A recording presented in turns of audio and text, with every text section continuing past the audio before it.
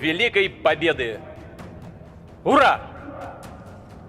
Prepare for major escalation between Iran and Israel. The situation between them will get worse for different reasons. The collective West will be too tied up over Ukraine and most likely won't get involved. Russia will also stay out of it, but for a different reason, because it will bring great benefits to Russia when things escalate between Iran and Israel. Let me explain.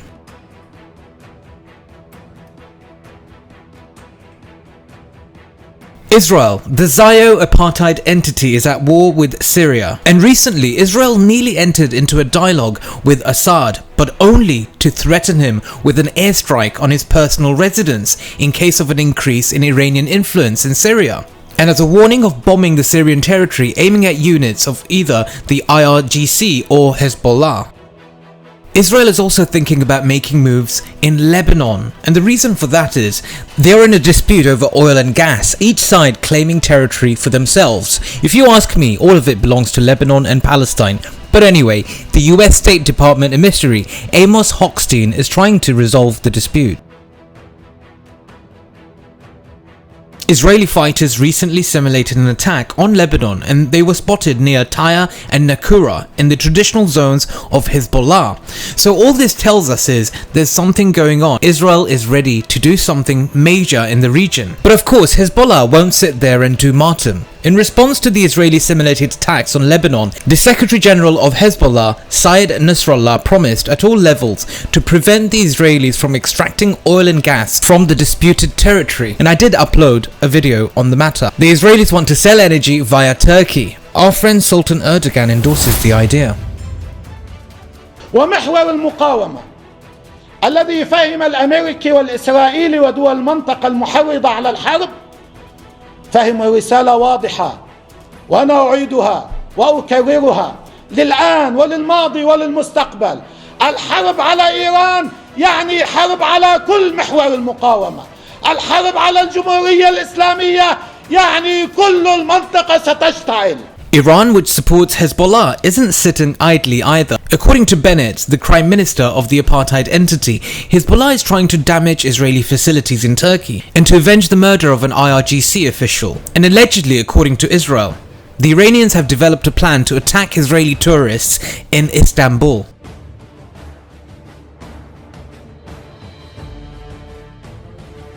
The situation is heating up between Iran and Israel, and no doubt expect some fireworks between them. The nuclear deal with Iran is nearing collapse, and now both countries with their confrontation are likely to destroy Biden's plan, who's flying to Saudi Arabia, the land of Tawheed, to beg for oil.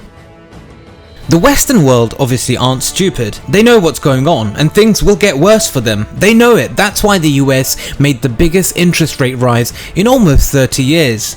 More hikes are expected, adding to the uncertainty facing the US economy. And of course, if the US gets in trouble, which no doubt it will, this will have a domino effect across the globe, especially the West. They'll feel it first. As interest rates rise, the people of the West will suffer from higher borrowing costs for mortgages, credit cards and other loans, and many, sadly, will end up losing their homes, unable to pay their mortgage and rent. And who can they blame? Their leadership, people like Biden and Boris. The only way to stop all this is if all parties agree to freeze the conflict in Ukraine, and no doubt that's what Western leaders want right now, to freeze it. But that's not going to happen anytime soon, because America has involved itself in Ukraine as the cheerleader of the Western world. I don't see any signs of the conflict freezing anytime soon, because America and the collective West want peace agreements between Russia and Ukraine on terms only acceptable to them, so they can explain to their electorate that they've managed to save Ukraine from complete destruction by Russia.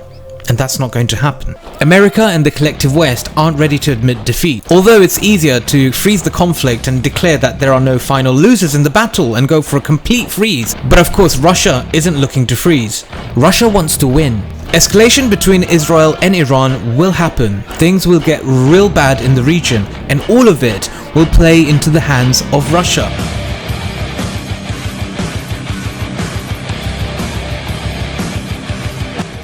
Tell you what's wrong with the so-called modern day people of jihad.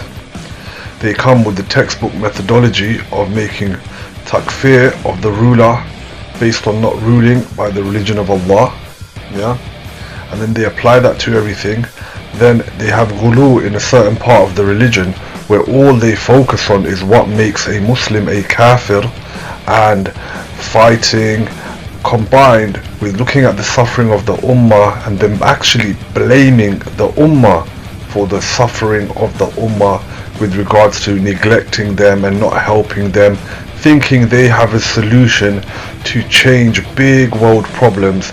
And then what happens after that is they blame all of the Muslims and they're only on the truth. They start isolating themselves from their family and feeling a certain way, and then they roll with someone else with the like mind, who has a like mind, and they carry on this way until they end up in jail. I want to help with that, with like giving my own, telling you my own experience with these extremists and like what they say and how they persuade people to do what they do and to come to places like Syria. I think I could very much help you in your fight against terrorism, because you clearly don't know what you're doing.